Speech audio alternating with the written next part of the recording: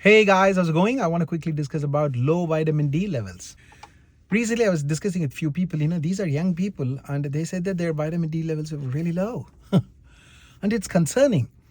See, in the past, like the doctors who practiced in 1960s and 70s would clearly know that low vitamin D levels are associated with bone diseases, like in young kids, and they get rickets. Have you heard of that?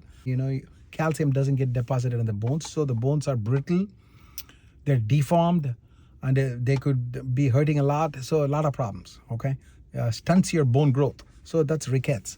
And then in adults, there's a condition called as osteomalacia, which basically means the same thing.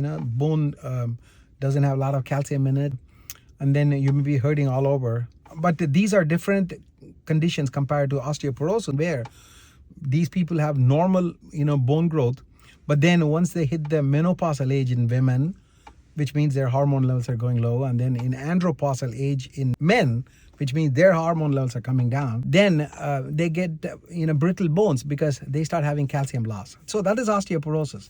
But then with the low vitamin D levels, you get osteomalacia, you get rickets. So a doctor that practiced 50 60 years ago would clearly know that it causes bone problem. But nowadays the modern research clearly shows that vitamin D plays a lot more important role in the body, in all systems of the body, including cardiovascular health, in your immunity, in your mental health. So vitamin D is so important throughout the body, just not for the bones. So we need to be aware of that. And then the production of vitamin D in our body has been made very simple by nature. All that we need to do is just go get exposed to sunlight. That's it. And sadly, modern humans don't get exposed to sunlight. Ask yourself one question. Did you get exposed to sunlight at all today? Like me, I didn't get exposed to sunlight at all today, because by the time when I came to work, it was dark. But now I'm going back home and it is again dark. So that's terrible. And compare ourselves to our forefathers, like the Homo heidelbergensis. That was a species of, hominin that existed before us. We are Homo sapiens, right?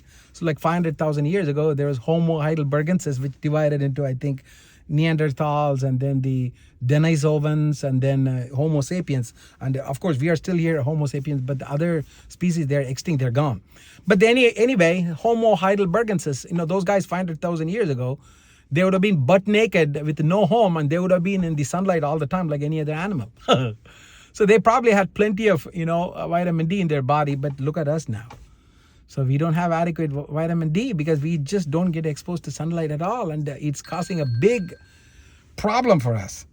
So this is a mess. So we need to address that. So let's go out and walk our dogs or do whatever, maybe garden, and let's get our vitamin D levels up. I'll talk to you later in my next post, guys. Goodbye.